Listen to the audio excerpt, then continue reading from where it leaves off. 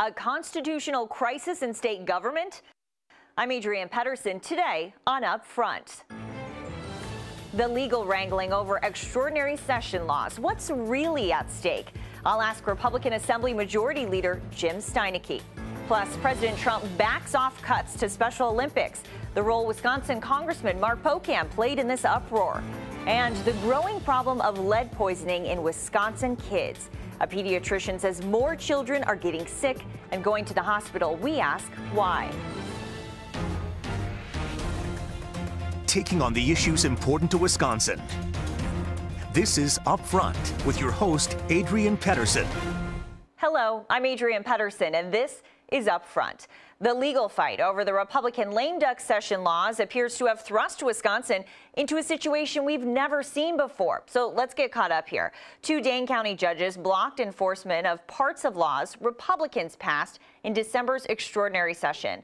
Last week, an appellate court in Wausau stayed one of those orders.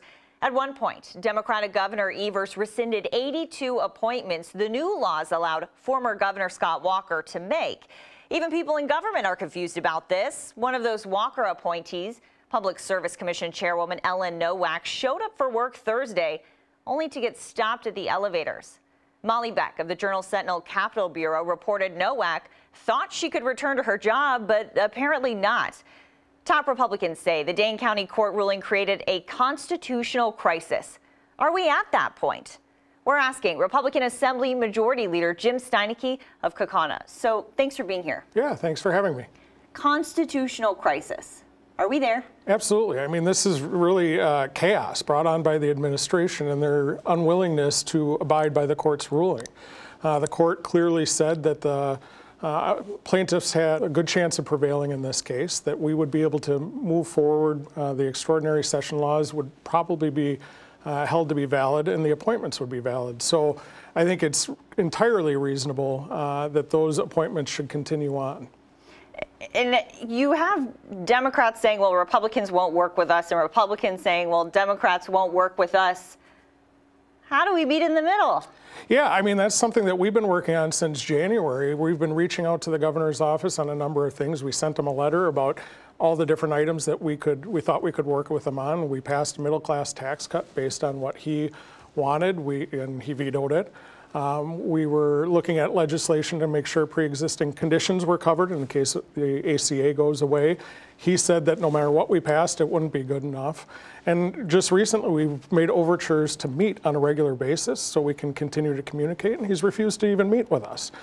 So it's extremely frustrating when he's saying one thing about working bipartisan in a bipartisan manner, but the actions just haven't been there, and we haven't seen the results of that. Are you talking to the governor, or is this the staff's communicating? No, he's not talking to us at all. So you've reached out specifically to him and not heard back? Yes, over and over again. We've offered to meet on a regular basis so that we can keep the lines of communication open, because we're right in the middle of taking his budget, moving forward, and trying to pass something that eventually he'll be able to sign. And he's not willing to talk to us. Why? Why do you think that is? I'm not sure. I mean, I don't know how you negotiate if he's not willing to talk to us at all. And if he's waiting until the very end of the process, that's going to spell trouble for this whole budget process.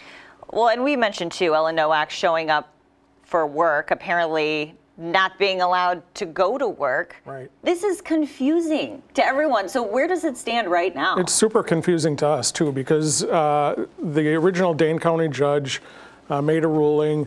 Tony Evers said he would operate with thoughtfulness and caution coming out of that ruling, and then he just ripped those 82 appointments out of their jobs. Now he's reappointed apparently 67 of them, 15 are still left without an idea of what they're supposed to do, and he doesn't seem to have a plan on how to deal with this. So the appellate court ruled that the stay should be granted.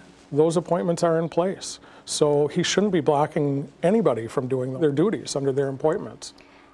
To average Wisconsinites outside of government, this probably just feels like a lot of back and forth, back and forth. What is at stake here?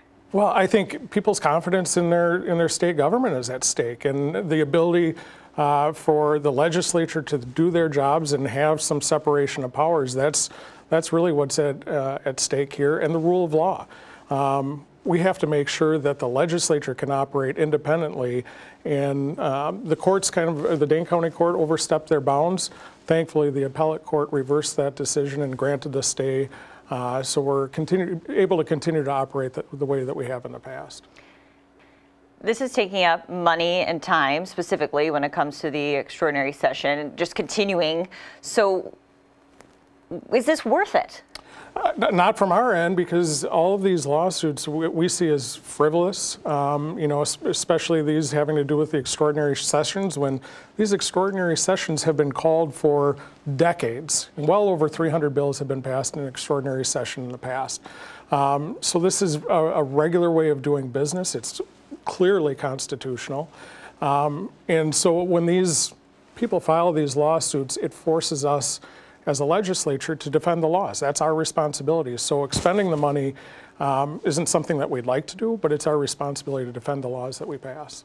Is there one important thing that you want to see come out of this? Yeah, well, I want to see the separation of powers upheld and make sure that we're able to continue to operate the legislature as we see fit and as the Constitution provides for. But ultimately, I want to see Governor Evers come to the table and work with us, because I think that's what the people in November asked us to do. They elected Tony Evers, but they also elected a conservative majority in both the Senate and the Assembly. We're going to have to sit down. We're going to have to find a way to get along. And that's what we've been trying to do by extending the olive branch over and over. Unfortunately, the governor hasn't picked up any of those offers. So we'll continue to do our job and try to make things work between us and the governor. And the governor is maintaining, too, that he wants to work with Republicans and he wants the middle ground. So it just seems like both sides are saying that. Yeah, and I think the proof is in the pudding, though, right? Where he's saying things that he wants to work cooperatively and he wants to work in a bipartisan manner. He hasn't shown any of that. He hasn't worked with us on that middle-class tax cut, refused to compromise on that, refused to even look at a bill that covered pre-existing conditions, and has refused to meet with us. So I think it's pretty obvious that we're the ones making the attempt to reach across the aisle, and we're just getting rebuffed at every chance. When it comes to the laws from the lame duck session, is there anything that a judge could say, okay, we'll throw out this, but keep this, and then you would be happy? Or is it all or nothing to you? Well, I think when we passed them, we believe that they're all constitutional and they're all taking in mind the separation of powers and the Wisconsin state constitution. So we believe that they're all constitutional. We're pleased with the ruling by the appellate court upholding the stay and basically indicating that the appellate court thought we had a really good chance of prevailing in the case. So that's kind of where we're at. We'll have to react to any other decisions that might come down, though. Thank you for joining us. Yeah, thanks for having me. Next on Upfront, a summary of the Mueller report is out. What's the next move for House Democrats? I'll ask Congressman Mark Pocan. Plus, lead poisoning in children is a statewide problem. We talked to a pediatrician who has to deliver that terrible news to parents that their kids are sick. We'll have that when Upfront continues. Upfront, brought to you by the American Transmission Company.